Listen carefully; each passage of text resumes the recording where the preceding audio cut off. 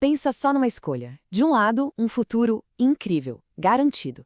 Do outro, um obstáculo que parece impossível de superar. E olha, isso não é um dilema moderno, não. É uma história antiga sobre perspectiva lá do livro de Números. É uma daquelas narrativas que fazem a gente parar para pensar em como encaramos os gigantes no nosso próprio caminho. Que declaração de fé, hein? Poderosa. Mas o que a torna tão impressionante é que ela foi dita num momento de pânico total. Para a gente entender de onde veio toda essa coragem, ou talvez loucura, a gente precisa voltar para o comecinho da missão. Então, a nossa história começa aqui. Depois de uma jornada bem longa, eles estão na fronteira da Terra Prometida. E aí uma missão de inteligência de altíssimo risco é lançada. E não era só um reconhecimento qualquer, não. O destino de uma nação inteira dependia do que aqueles espiões iam descobrir. Ok, mas quem foi enviado para essa missão tão crítica? Não eram soldados comuns. Foram 12 líderes, os maiorais de cada tribo. Entre eles, 2 nomes que ficariam famosos: Caleb e Josué. Moisés escolheu a dedo, a elite. A expectativa por um relatório claro e preciso era enorme. E as ordens de Moisés foram super específicas, parecia até um briefing de missão dos dias de hoje. Avaliar a terra, se era boa ou ruim, analisar o povo, se era forte ou fraco, examinar as cidades, se eram abertas ou fortalezas, e o mais importante, trazer provas concretas. A missão tinha que ser baseada em fatos, não em sentimentos. E isso nos leva à segunda parte: frutos e gigante. Depois de 40 longos dias, os espiões finalmente voltaram. Imagina a cena: uma multidão ansiosa esperando. E o relatório começou com notícias incríveis, que pareciam confirmar os melhores sonhos de todo mundo. Eles chegaram confirmando: a terra era, nossa, super abundante. Como prova, eles trouxeram um único cacho de uvas. Um só, mas era tão gigante que precisou de 2 homens para carregar, além de outras frutas. Pensa só, para um povo que viveu anos no deserto, ver aquilo era como ver o paraíso na terra. A promessa era real. E então veio uma palavrinha. Uma só. Uma palavra que pega toda aquela empolgação, toda aquela fé e transforma em puro medo, em paralisia. Essa palavra foi mas. E, de repente, o clima mudou.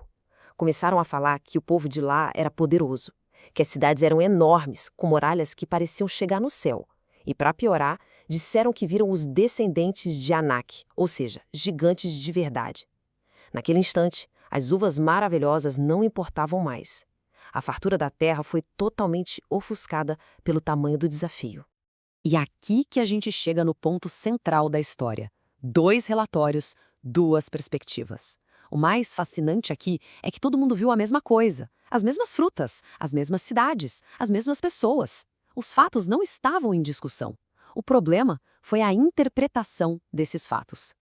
A divisão foi absurda. 10 dos espiões entregaram um relatório de derrota, focando só na própria fraqueza. Eles se viam como insetos. Mas 2 deles, Caleb e Josué, olharam exatamente para a mesma coisa e chegaram a uma conclusão totalmente oposta. Uma conclusão que vinha da fé. Isso nos traz a um conceito muito forte: a mentalidade de gafanhoto. A questão-chave aqui não é como os inimigos viam eles, mas como eles se viam. Eles se sentiram pequenos e insignificantes como gafanhotos, e essa autopercepção acabou virando a realidade deles, ditando o que eles achavam que era possível ou não. E aí vem a grande pergunta dessa análise toda: como é que 12 líderes de confiança viram a mesmíssima coisa e voltaram com 2 conclusões tão contraditórias? A resposta, pelo jeito, tem tudo a ver com o foco. No final das contas, foi uma escolha de onde colocar o foco. A maioria olhou para o problema que estava bem na frente deles, os gigantes e as cidades.